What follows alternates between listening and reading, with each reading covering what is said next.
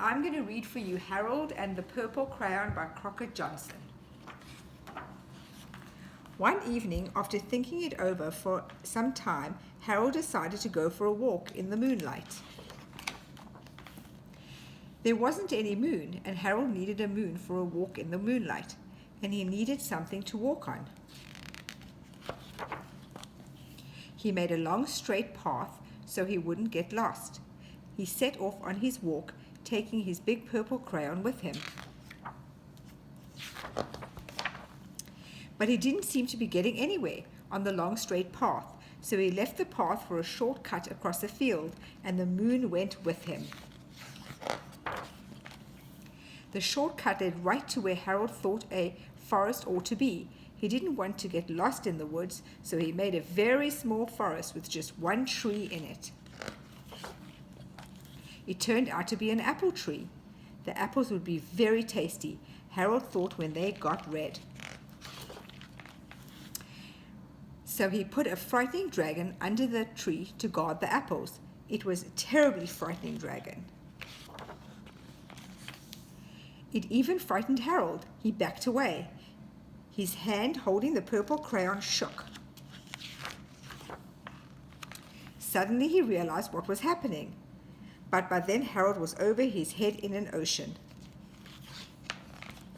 He came up thinking fast, and in no time he was climbing aboard a trim little boat. He quickly set sail, and the moon sailed along with him. After he had sailed long enough, Harold made land without much trouble. He stepped ashore on the beach, wondering where he was. The sandy beach reminded Harold of picnics, and he thought of picnics made him hungry, so he laid out a nice, simple picnic lunch. There was nothing but pie, but there were all 9 kinds of pie that Harold liked best. When Harold finished his picnic, there was quite a lot left. He hated to see so much delicious pie go to waste. So Harold left a very hungry moose and a deserving porcupine to finish it up, and off he went, looking for a hill to climb to see where he was. Harold knew that the higher up he went, the farther he could go, so he decided to make the hill into a mountain. If he went high enough, he thought he could see the window of his bedroom. He was tired, and he felt he ought to be getting to bed. He hoped he could see his bedroom window from the top of the mountain. But as he looked down over the other side, he slipped, and there wasn't any other side of the mountain. He was falling in thin air. But luckily, he kept his wits and his purple crayon. He made a balloon, and he grabbed onto it.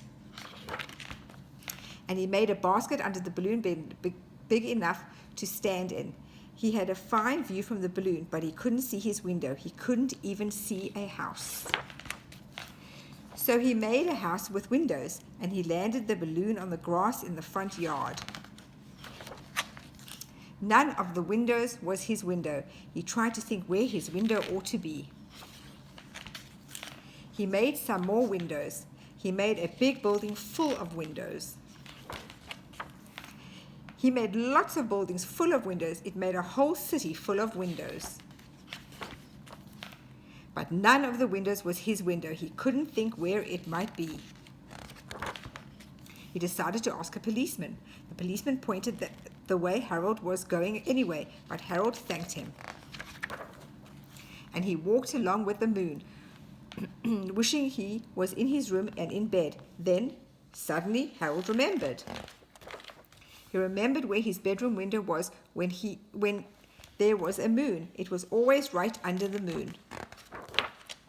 And then Harold made his bed, he got in it, and he drew up the covers. The purple crayon dropped on the floor, and Harold dropped off to sleep.